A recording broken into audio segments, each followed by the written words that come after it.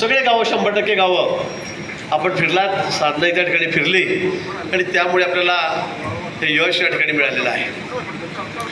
आपण मला सांगत होतात की आपल्याला थोडे मतं कमी पडलेत झालं, थोडे मतं आपल्याला कमी पडलेत. पण आतापर्यंत मी आपल्याला इतिहास सांगेन. पहिल्या निवडणुकीला आपल्याला 9,000चं लीड होतं, दुसऱ्याला सुद्धा 13,000चं लीड पडलं होतं, नंतर काही ते 16-17चं पडलं. म्हणजे आपल्याला आतापर्यंत सगळ्यात उच्चांक किती झाला? हो 37,000. हो मतं वाढली आपली, पण आपल्याला आतापर्यंत जे लीड मिळालं ते 37,000च्यावर कधीच मिळालेलं नाही. आपल्या तालुक्याची रचना सामाजिक असेल, भौगोलिक असेल, ही अशी आहे की आपण फार मताने येऊ शकत नाही निवडून, ही वस्तुस्थिती आहे.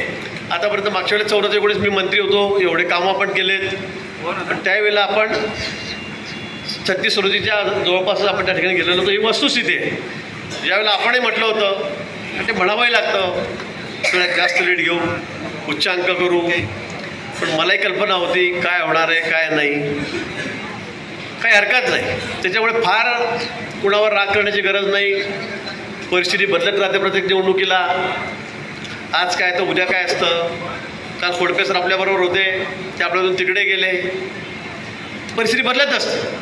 दादा तिकडे होते, आपल्या विरोधात इतके टर्म लढलेत. प्रदीप भाऊ लोढा आपल्याबरोबर आलेत, दादा आपल्याबरोबर आलेत, कैलास पाटील, कमलाकर पाटील या ठिकाणी बसलेत, त्यांच्या गावचे पाळजीचे, ते आपल्यामध्ये या ठिकाणी आलेत. अनेक लोक आलेत. कोण शरद पवार दुरे झाले तर यांनी नव्यात करू द्या का? नाही तर प्रमोशन करायच्या वेळेला म्हणत नव्हे, प्रमोशन करायच्या वेळेला म्हणत राजू पाटील असतील आपण आले नाही का, सगळे आले आपल्याला आणि सगळे आपल्यामध्ये एकरूप झाले, आपण एकत्र झालो. आणि 7व्यांदा ही सोपी गोष्ट नाही आहे. 7व्यांदा निवडून येणं ही सोपी गोष्ट नाही आहे. भाजपमध्ये आम्ही 1-2 लढत असे आहोत की 7व्यांदा या ठिकाणी निवडून आलेलो आहोत. 7 वेळा सतत निवडून येणं हे खूप कठीण आहे. आणि मी आपल्याला जावेला सांगतो की मी ज्या पद्धतीने तुम्हाला सांगितलं फॉर्म भरताना की मी आता मतदारसंघात येणार नाही, एक जाहीर सभा घेणार नाही, एक रॅली काढणार नाही. मी सांगतो महाराष्ट्रातही उभ्या देशामध्ये असा कोणताच उमेदवार नसेल की तो एकही सभा त्याच्या मतदारसंघामध्ये जाहीर सभा घेत नाही. एकही नाही. मला दिल्लीपासून मध्ये सगळे कौतुक करतात, महाराष्ट्रात कौतुक करतात की बाबा कसं काय जाहीर सभा म्हणजे माझी नाही, कोणाचीच नाही. इथे पवार साहेब येऊन गेले, इथे कोल्हे साहेब येऊन गेले, काही आपले मुस्लिम नेते येऊन गेले, काही या ठिकाणी आपले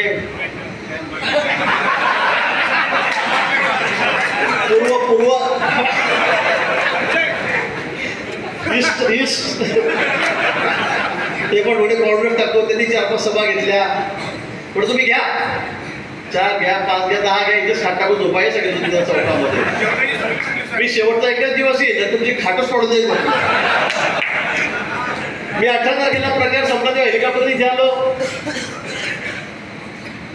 डायरेक्ट मुक्ताईनगरला गेलो. एका रात्रीमध्ये खाट पडून टाकली आपण. काय अवस्था झाली आज? किती वाईट अवस्था आहे. तुम्ही ऐकलं ना सगळं, बघितलं ना. आपण इथे पक्षापेक्षा कोणी मोठं नाही आहे. इथे सगळ्यात मोठा पक्ष आहे. पक्ष आहे म्हणून आपण आहोत. पक्षाला जो लोक गेला तो संपला. देशभरातली उदाहरणं आहेत, राज्यभरातली उदाहरणं आहेत. यावेळेला लोकांना असं वाटतं, काही लोकांना की काय होईल लोकसभेत असं विधानसभेत काय होईल. त्यामुळे काही नेते आपले गेले सोडून, राज्यामधले गेले सोडून, काही नाही. आता रडतायत, आता परत या म्हणतात. अरे म्हटलं हे काय घ्या जा आहे काय? असं नाही झालं. तालुक्यामध्ये सुद्धा मोठी लाईन, जिल्ह्यामध्ये सुद्धा मोठे येत आहेत. घ्या परत, घ्या इकडे. ठीक आहे, राजकारण या गोष्टी चालू राहतील, येणं जाणं चालू राहतील, पण पक्षाशी एकनिष्ठ राहिलं पाहिजे. मला असं पक्षाशी तुम्ही एकनिष्ठ राहा, निश्चित त्याचा फायदा आपल्याला नेहमी होतो. ज्यांना असं वाटलं की मी म्हणजे पक्ष आहे, मी पक्षापेक्षा मोठा आहे, त्याची हालत अशी होती. मी अशी म्हणलं की समजून जायचं, मी घडी नाव येणार नाही, विवाद. हॅलो. तर मित्र, या तालुक्यामध्ये आपण सगळे एकत्रित आहोत, संघटित आहोत, इतके वर्ष आपण काम करतो आहोत. इथे सगळ्या जिल्हा परिषद जागांना दारांसहित आपल्या आहेत, पंचायत समिती आपल्या सगळ्या मोठ्या जागा आहेत, शेतकरी संघ असेल, मार्केट कमिटी असेल, देखरेख संघ आहे, तो सुद्धा सगळा आपला. नगरपालिका सुद्धा 100% आपली आहे, शेंदुरीची नगरपालिका सुद्धा 100% आपली आहे. विरोधकांना इथे कुठे पाय ठेवणं सुद्धा वाव आहे का? नाही. आज तालुक्यामध्ये 96 सोसायट्या असतील तर 85 सोसायट्या आपल्या आहेत, भाजपच्या आहेत. ग्रामपंचायत सुद्धा 90% आपल्या आहेत. काहीच नाही पण समोर सगळं मैदान साफ आहे.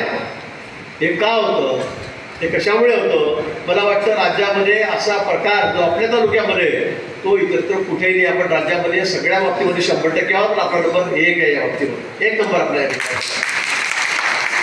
आणि तुमच्यामुळे की माझ्या एकट्यामुळे नाही. मी आता तर बाहेर मला फिरावं लागतं, जावं लागतं, पूर्ण महाराष्ट्रभर बघावं लागतं.